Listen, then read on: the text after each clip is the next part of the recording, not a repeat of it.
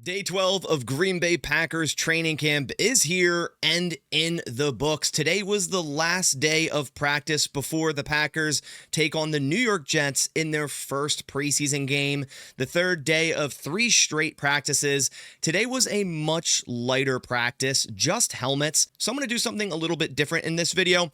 We have highlights, of course, from today's practice, even including 3 plays during 11v11s. But since it was such a short practice, actually the shortest of all camp, I'm going to kind of combine both videos. We're going to react to and break down all the highlights, but at the same time go over all the takeaways now that the practice is over as well, and merge it all into one video for you guys so you won't miss out on everything that happened at today's training camp. Make sure to go click that subscribe button if you happen to be a new viewer. Hit the like button. You'll find everything you need for your Green Bay Packers here on this channel. You won't regret it. It supports the channel a ton. Really appreciate you guys subscribing. All right, so now let's dive into things. The Packers made a couple roster moves yesterday, first of which putting Travis Glover on IR. We saw him with an injury this past week or so, and I didn't think it was going to be that long term, and we know the Packers like him a lot. I actually had him making the 53-man roster. He was placed on IR. Now, the IR rule is very odd, but I'm pretty sure that he's out for the season. I think there's some contingencies where maybe he could be brought back and the Packers could use one of their designations. I'm not really sure, but I'm pretty sure he's out for the entire season. And I believe I saw a report that he's also going to get surgery. So that would furthermore indicate that. And the corresponding move was, of course, the Packers signing yet another wide receiver. Wide receiver Isaiah Nayor of Nebraska, an undrafted free agent, a guy that I actually looked into a decent bit in this draft process because he's 6'4", 218, has a 9.9 RAS, was most recently with the 49ers, which if you can't make it on the 49ers roster right now as a wide receiver, I'm a little bit concerned with how much lack of depth they have there.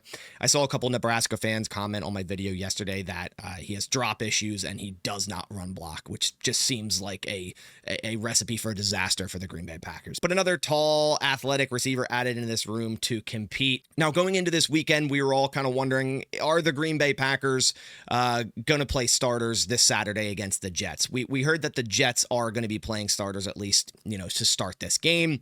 And Kenny Clark said yesterday that Matt LaFleur told the starters that they will play Saturday. He said, quote, "He pretty much told us we're going. As far as how many snaps, I don't know." So it seems like we will be getting the majority of starters in this first preseason game. Now, maybe that's a drive or two. We'll see what ends up happening.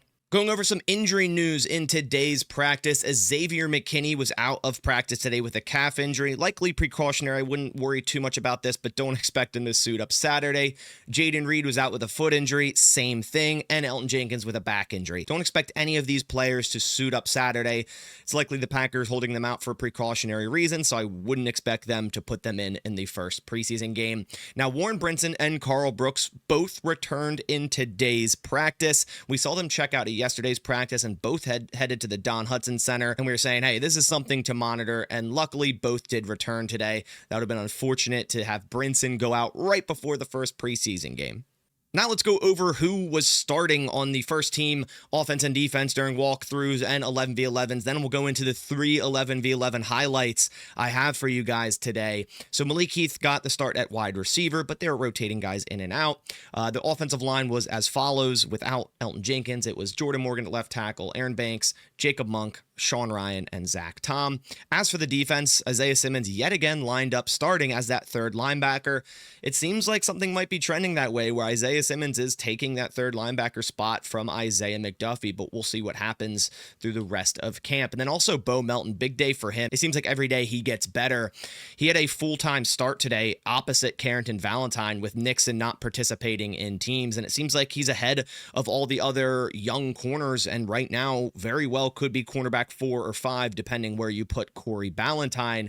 And he had a nice day today, and we saw that interception yesterday in 1v1s. So I really like the upside of Bo Melton, of him making this roster as a cornerback. All right, so let's go over all the takeaways from today's practice and dive down into these 11v11 highlights I have for you guys. Again, it was a very light practice, the shortest of the entire camp, only an hour and 23 minutes. There were no 1v1s as there were no pads, but man, it was a day for the wide receivers and this offense. Jordan Love was lighting it up in today's practice. Both Savion Williams and Matthew Golden scoring touchdowns. Golden scoring multiple touchdowns in today's practice, and also Romeo Doubs scoring a nice touchdown. And let's just dive right into that Doubs touchdown highlight we have for you guys. 11v11's red zone period, loving the shotgun. You see Doubs on the left side going to be running a simple fade route, and this connection has been on fire. What an absolute dime of a throw by Jordan Love to just get right over the fingertips of the cornerback. I believe it's Corey Ballantyne. It looks like number 35 out there. It's kind of hard to tell.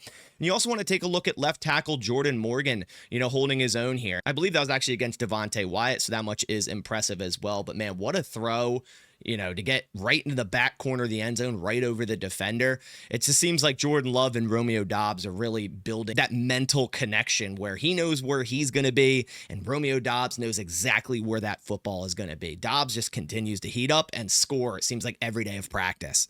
Now, we do have one of Matthew Golden's touchdowns, and I wish we had the second one. This is the first one, and it's going to be a crosser route from right to left. Matthew Golden catching this crosser, showcasing his speed, beating Javon Bullard in man coverage. That's been a common statement this training camp. Maybe Quay Walker probably hits him at the 2-yard line. You can see him let up there at the end, but they called it a touchdown on the field. Nonetheless, you just see Matthew Golden's speed right off that release, right off the line of scrimmage, to just break to the inside and come across, the middle of the field wide open for an easy gain and would be touchdown or maybe touchdown in a game sense for Matthew Golden. Again, take a look at Jordan Morgan on the left side there against Lucas Van Ness. He gets pushed back a decent bit, but he holds his own. And another thing that I keep seeing from Lucas Van Ness, as you'll see again here, his bull rush looks way stronger than it did last year, which makes sense. The dude had an injured hand, and a big thing of a bull rush is getting both hands on your offensive lineman and pushing him out of the way. So if you have an injured hand, that obviously is going to affect that. He's also seemingly added more pass rush moves into his repertoire and has been using pass rush moves, but it seems like bull rush has been the thing consistently working against Jordan Morgan, and you see it here. Like, he gets pushed off his base pretty heavily. He does hold his own long enough because Matthew Golden is screaming across the middle of the field wide open, but nonetheless, nice rep by Love and Golden, who just continue to build this rapport. I wish I had the second touchdown because it was allegedly Golden's best catch of camp, where he skied up for a pass from Jordan Love and got a toe tap touchdown in the back of the end zone. I'm really hoping the Packers end up releasing a cinematic version of that clip, because supposedly all the players after it were on the sideline watching it on the tablets and were just amazed at the play, the catch that Matthew Golden made, which every single day we keep hearing about Matthew Golden, and I just can't wait anymore. Let's get into this preseason game and let's watch these rookie receivers go to work. We also have an absurd catch here by Tucker Kraft from Jordan Love, and it's at the back of the end zone, and it's a one-handed snag around Quay Walker, who's just playing man coverage. He's kind of roboting here, tracking the tight end in the back of the end zone, and what a catch. Now, the ref ruled it incomplete. Kraft didn't get both feet down in the back of the end zone, but this is still so impressive.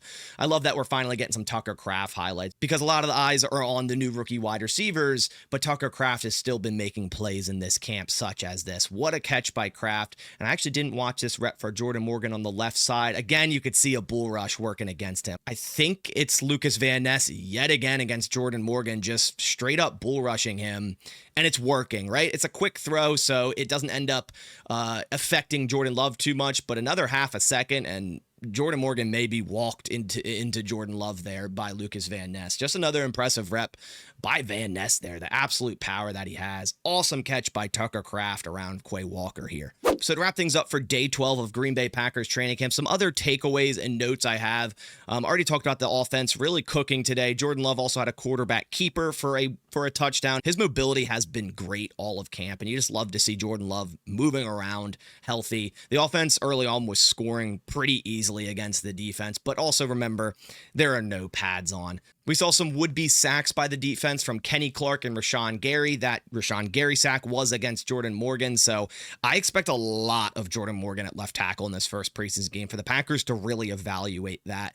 In my opinion, he has been struggling at left tackle, but the only way you can get better is by playing there with experience. So, I want the Packers to give Jordan Morgan like 75% of the snaps at left tackle this upcoming game, and I think they will. Now, we saw Javon Bullard get beat in that one rep on Matthew Golden, but he also had a really nice pass breakup on Tucker Kraft in the end zone. The one thing about Javon Bullard is, he's a lot better against tight ends. He's a lot better around the line of scrimmage, run defending. But if you put him in man-to-man coverage on a deep route, on a crosser against a speedy wide receiver, he's going to get beat. Like, that's what's going to happen. And the Packers should not put him in man coverage as often as we have been seeing in this training camp thus far. We also saw Kalen King get some snaps at outside cornerback the past couple of days, had a nice pass breakup today. And the practice did end with a nice pass breakup also from Corey Ballantyne on Malik Willis. Again, a very short practice. They did do some kicking today. And for the first time in practice, McManus actually missed 2 kicks. He's only missed 1 kick in a handful of practices, but he's still now 47 of 51, which is still remarkable. McManus has been on fire all of camp. So that does it for all the takeaways and keynotes and highlights that we have from day 12 of Green Bay Packers training camp. A light practice as they gear up for this first preseason game. Off day tomorrow. Then the first preseason game against the Jets on Saturday. Super, super excited. Let me know down in the comments below, what one singular thing are you most excited to watch for in this first preseason game? But I really appreciate you guys coming by to the channel. Leave a like down below if you did enjoy the video. It supports the channel a ton. I'll catch you on the next one. And as always, go Pack Go.